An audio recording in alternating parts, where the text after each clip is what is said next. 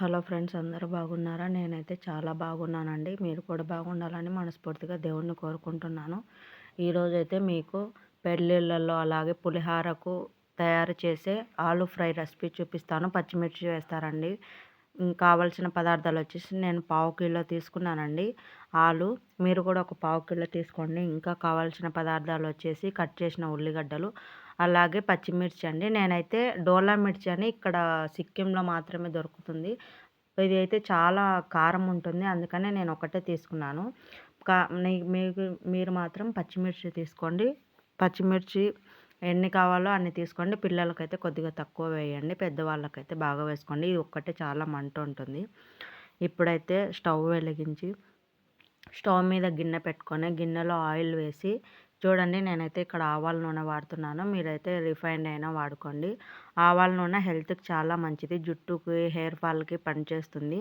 అందుకనే మేము ఆవాల నూనె ఎక్కువగా వాడతాము. ఇప్పుడైతే వే ఆయిల్ ఫ్రై అయిన తర్వాత అందులో కొద్దిగా పచ్చిశనగపప్పు, అలాగే పచ్చిశనగపప్పు ఫ్రై అయిన తర్వాత అందులో కొద్దిగా జీలకర్ర, అలాగే జీలకర్ర ఫ్రై అయిన తర్వాత ఆవాలు వేసి, ఆవాలు కూడా ఫ్రై అయిన తర్వాత అందులో మనం ముందుగా కట్ చేసి పెట్టుకున్న ఉల్లిగడ్డలు వేసి, ఉల్లిగడ్డలు బాగా బ్రౌన్ కలర్లో వచ్చే వరకు ఫ్రై చేయాలండి.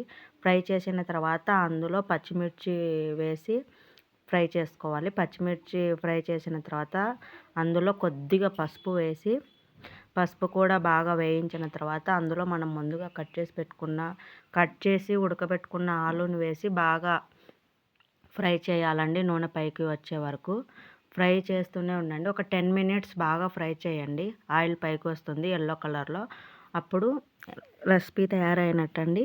చూడండి, వీడియోలో చూపించినట్టు ఆయిల్ మామూలుగా అయితే ఆవాల నూనె అయినా రిఫైండ్ అయినా కొద్దిగా తక్కువ వేసుకోండి. ఎందుకంటే ఆలులో బయటకు వస్తుంది కదండి ఆయిల్ ఎక్కువ. వెయిట్ లాస్కి అయితే మామూలుగా బంగాళదుంప యూజ్ చేయరు, కానీ వెయిట్ లాస్ కారు వాతం ఎక్కువ అవుతుందండి. బంగాళదుంప కొద్దిగా తక్కువ తినండి.